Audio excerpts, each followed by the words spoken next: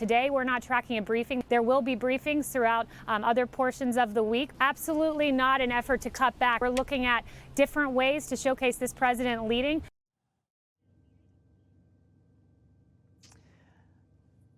White House Press Secretary Kayleigh McEnany announcing there will not be a coronavirus task force briefing this evening for the third day in a row.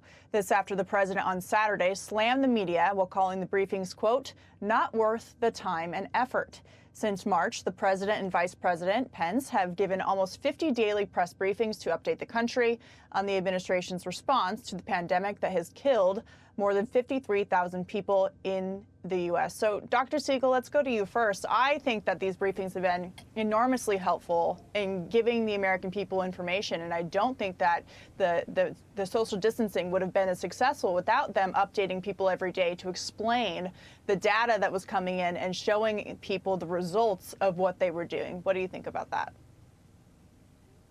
Katie, I completely agree with your points, not to mention the devastation to the U.S. healthcare system, especially in hotspots areas that have cost hospitals hundreds of millions of dollars, and focusing also on the response, healthcare workers' response, trying different treatments, how patients are doing, all of this being brought to the spotlight. And it isn't just the president talking. The task force includes people like Dr. Tony Fauci, who's been a top virologist in this country for many, many years, infectious disease, and Dr. Birx as well, and Dr. Redfield, who runs CDC. All of these people coming to the mic and informing the American public. Hugely important.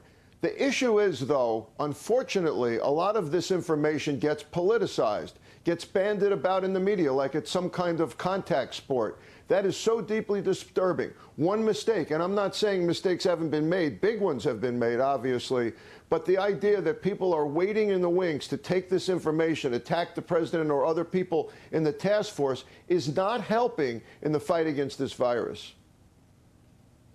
You know, Lara, early on there was an argument that was made that the political reporters in the White House press corps should be replaced with healthcare reporters. That did not happen, and people argued that maybe we get more relevant information and questions because, as the doctor just pointed out, a lot of the questions that have been asked over the 50 briefings that we've had weren't always so focused on the pandemic at hand. Well, how about you just replace those reporters with ones who actually don't have such a hatred for the president and such a history and record of hostility in all of their interactions and their reporting. You're coming from publications whose reporting on this president and this administration is 99 or 100% negative 100% of the time. And that's the context in which these briefings are taking place. And if you look at what the president tweeted himself, he said, you know, why am I boosting their ratings with fake news when they're only hostile and not reporting the facts? Now, from the reporter's point of view, you know, obviously a lot of journalists and people would push back against that, especially ones who, and there is, of course, a need to be critical of the administration and the president and to examine these things in detail. But the realities here is that it's not happening without a history and a context. And, you know, nobody's fooled by that. I mean, just ask anyone out there, right? If they don't like Trump and they hate Trump, they're cheering the reporters. And if they and if they're in the middle and they really want to know what's happening with this virus and they're open-minded or they support the president, then they're frustrated that these reporters are not giving him a chance to speak, or that, I mean, still, if this president is someone who is unpredictable. He's been unpredictable from the start. So just because there's not one briefing or a week without briefings doesn't mean they won't resume again. No, we don't know what's going to happen. Anytime I hear a reporter or a news organization putting people out there who are going to tell you what the president is thinking and doing, unless they got it from the president himself, I don't believe it, because they've all been wrong almost all the time.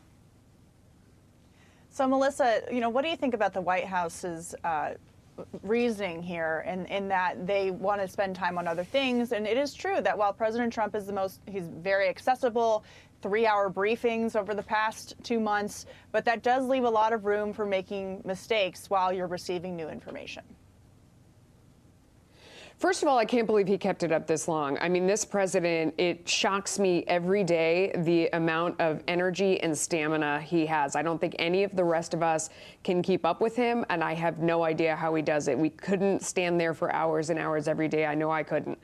I think it had to end at some point, and it makes sense for it to have it now because we are seeing this disease. We're seeing the curve flatten. I mean, we're seeing the seriousness of this, or maybe, the new territory recedes. So now we know what we're dealing with. People have been inside. It feels like we are not out of the woods, and I don't mean to imply that in any way, but it does feel like we've turned a corner and we're getting closer to opening things back up all around the country. So it's a perfectly logical time. It did get to the point where reporters were going into gotcha mode, but they're always going to do that. I mean, that's sort of the nature of the beast. This time it's more exaggerated than in the past, but this is a totally different president.